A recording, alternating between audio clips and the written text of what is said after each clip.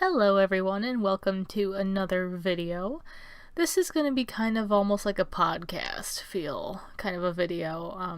You guys are watching my April intro page being brought to life and I put a poll on my Instagram asking you if you all wanted music on this video or if you wanted some sort of commentary, and I gave you two options for commentary. And all of you said bullet journal related. And honestly, I had a really hard time coming up with something to talk about for this, because usually with bullet journal videos, you talk about what's going on in the video, but this is more of like an artsy video, so there's not really a lot of bullet journal stuff going on. And up until like 2 or 3 days before this goes up, hopefully, I had no ideas at all. And I thought about what was kind of going on with a lot of my friends in the bullet journal community and just what I've been seeing lately. And this is going to be kind of a bullet journal pep talk. So this is hopefully going to put your minds at ease if you're having some issues with your bullet journal or just how you feel about it. I just want this video to help you feel better, because bullet journaling can sometimes be overwhelming, and especially depending on what else is going on in your life, sometimes it may work, it might not work, and I just want you to know that it's okay. Everyone, I feel like, who bullet journals goes through slumps, and if you don't, you're very lucky, because, oh man, those bullet journal slumps I get into they're brutal, and it's the feeling of you want to be organized and you want something to ground yourself with, and all of a sudden you just don't feel like doing your bullet journal that usually brings you so much peace of mind, and you just don't have the energy for it or motivation or discipline for it, and so you just don't use it, and then it's like a double-edged sword, I guess. You know, if you don't use it, you feel disorganized, but if you use it, you feel overwhelmed and stressed. And it's weird how our body kind of goes through that, how our brain all of a sudden is just like, nope, I want nothing to do with this, go away. So I have a few things to talk about. It's not going to be hopefully too long of a video. I don't really want this to be a marathon that you have to listen to, but if you guys enjoy these kinds of videos, please let me know, and if they help, please let me know, because I'm just talking from experience here, at least my experience with it. If you've never ever experienced these things, I hope you never do, because sometimes they're just really hard to deal with, and some people deal with it better than others. So the first one I want to talk about is just spreads not working for you, and I just want to tell you that it's okay if a spread doesn't work for you. I have a whole bunch of collections on Instagram full of spreads I would like to try someday, and I have tried a lot of them, because even though I'm an artist who can create original artworks, for some reason creating original bullet journal spreads just isn't my forte. So I've mentioned this in a different video, but I will actually take other ideas from people with credit and try them out, and then to kind of use that as a baseline for how I want to change it myself. And I can tell you right now, a lot of those spreads don't work for me. Some of them I don't use more than a month or even a week, whether that's a weekly spread or a monthly spread. And it's not you at all. It's okay if a spread doesn't work for you. All spreads work differently for different people, and that's the beauty of bullet journaling, the fact that there are so many different ways to set up something. Like, there's thousands of different habit trackers out there, there's thousands of different mood trackers, there's thousands of different financial trackers that work for people, and a lot of those probably don't work for a lot of other people. For example, when I first started bullet journaling, I had a habit tracker, full page habit tracker that had all kinds of stuff on it, and I started bullet journaling when I was in college, and I was looking at it multiple times a day, where, you know, after I graduated, my lifestyle changed, and all of a sudden I can't focus long enough on a habit tracker, it just doesn't work for me anymore. No matter how much I want it to, I see so many cute spreads that I really want to recreate, and it just doesn't work for me. And I really wish it did, but it doesn't, and I'm not going to force that on my brain to have to try and deal with that and then feel guilty later when I see an empty spread, which, by the way, no one should feel guilty about an empty spread.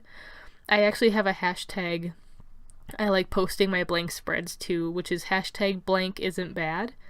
And it just shows that you were busy in that point in time, or your life changed in that point of time. You don't have to feel guilty about a blank spread because there was obviously a reason you didn't use it. And you're going to learn from it, and it's going to be cool, and you're going to find out what works for you and what doesn't because of those blank spreads. So if you guys ever have a blank spread you want to share, go ahead and use the hashtag blank isn't bad. I'll also have it in the description in case you forget about it. But I personally love blank spreads. I think it's really cool to say, hey, I didn't do this, and just totally own it because that just shows that you're learning about yourself and what you can handle, and that's beautiful to me. My rule of thumb is, 2, maybe 3 months, because I might just have an off month or two where, I'll use a habit tracker for like a few months and it'll work just fine, and then all of a sudden 1 month I cannot do it. I can't work with it. And so I'll give it 3 months tops, and if it's still not working for me, I'll trash it. So you can try that if you'd like. Let me know how it works. Bottom line, if you see a spread that you really want to try and you try it and it doesn't work, don't feel guilty about it. It's not you. It's just how your brain works, and you can try and rework it. You can try and find a way to make it work for you, and if it does, great. But I just don't feel guilty, and don't be sad if a spread doesn't work for you, because you're going to find one that's going to work, and it's just going to be great once you find it. So moving on to the next one, which is numbers. If you are on Instagram or YouTube and you have a following of some sort, it's really easy to start getting into the numbers game. And with how the algorithms on social media are nowadays, don't even get into it. I am so guilty of this, guys, okay? I am so guilty of looking at my numbers on Instagram, especially, and seeing all these newer accounts just skyrocket, and being on Instagram for almost 2 years now, if not, how many years is it? 2? Something like that, and seeing that I am nowhere near my friends who have been on for a few months. It can get discouraging, and I have learned to tell myself that I am doing what I know works for me, and these people who follow me now are going to be the ones that are going to stick by me more than if I were to get like a huge influx, And not saying that new followers aren't welcome. Hello, new followers. But I've just learned to tell myself and others, just have fun, do what works for you. And the followers will come with that, because those followers are going to be the ones that actually will stick through it with you later on whenever you don't post for a while or something. You're going to find those genuine followers that really want to see what you do. If you just keep going and you keep doing what works for you, you'll do fine. And numbers are just numbers. They don't mean anything. Because somebody has 200 more followers than you doesn't mean that they're any better. I've found that a lot of bigger accounts I follow that I'm now friends with are more down to earth than some of the littler accounts. And that follower count doesn't determine who you are as a person or how someone else is as a person. So just don't look at the numbers. It's not worth it to get worked up about how many followers you have on Instagram or YouTube or Facebook or your blog. It's not worth it. So just have fun.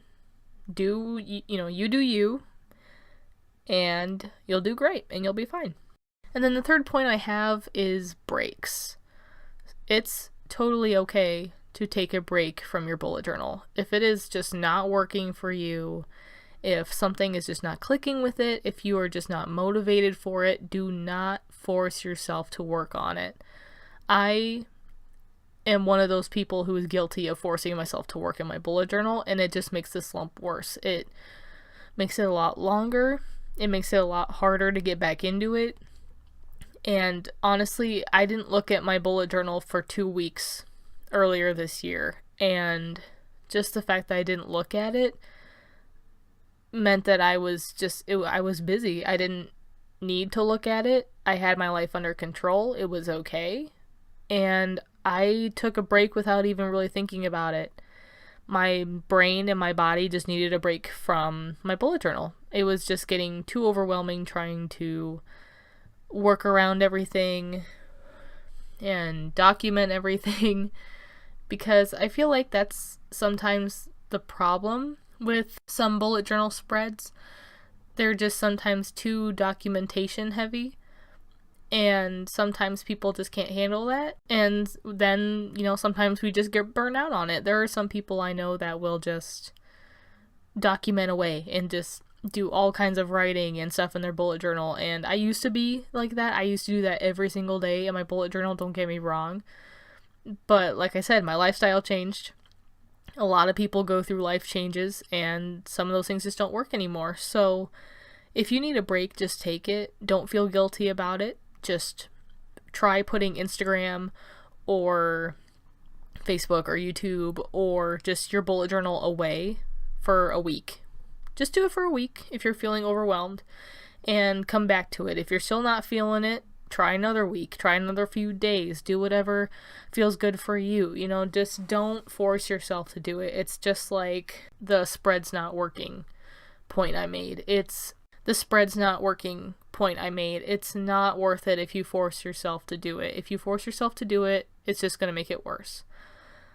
It's okay to take a break. It's okay to be in a slump. Everybody goes through it. And like I said, if you've never gone through it, I hope you never do, because it's bad. It feels bad, man. So if you need a break from your bullet journal or just social media in general, the bullet journal community, if you just need a break from it, take that break, because I'm sure there are a lot of people out there who have pretty much a business with bullet journaling at this point, and I'm sure they feel like they can't take a break and wish they could. And in my opinion, you still can, girl. Go ahead, do it. Just don't not take a break, because sometimes it can hurt you worse if you don't. And I know I'm probably repeating myself, but I'm just trying to explain it in different ways that will drive the point home. I mean, there was one point,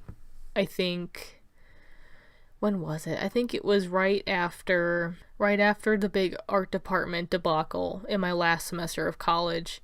That was such a stressful week, and I used my bullet journal like crazy. And then the week afterward, when everything calmed down, I didn't touch it for 2 or 3 weeks. I don't think I posted for an entire month, guys. It was just a ridiculous month. And I didn't post hardly at all. I remember really liking my theme I did for that month. If I'm remembering correctly, that was the point in time it was at. And I remember trying to force myself through it and trying to post every day, and it just was not working. I wasn't enjoying it. And if you're not enjoying it, you're not doing it right. And I lost my train of thought with that last point. So I guess to wrap this up, because this is getting kind of long,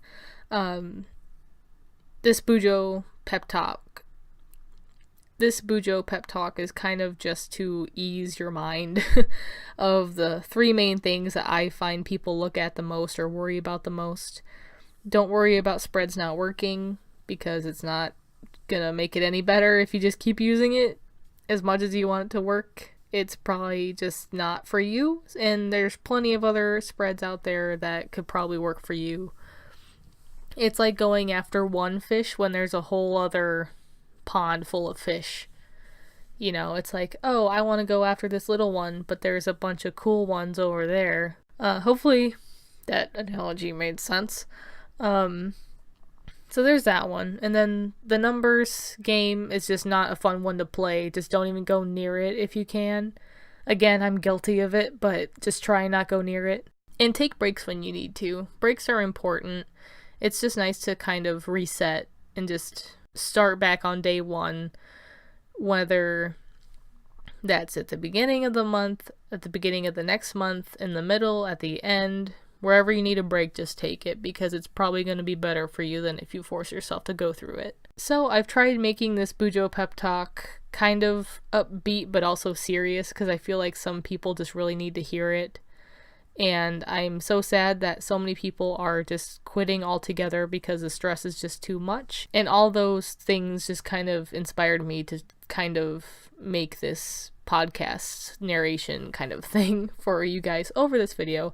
Kind of a serious topic for a cute little mushroom picture, but I just figured I would try and get through to some of you who might be struggling or feeling overwhelmed. So I'll wrap it up here, peeps. I hope you enjoyed. If you like this kind of video, please give this video a thumbs up and or comment down below letting me know.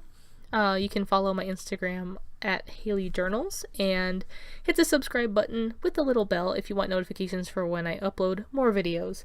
I love you guys. I hope you guys enjoyed, and I will see you in the next one. Bye!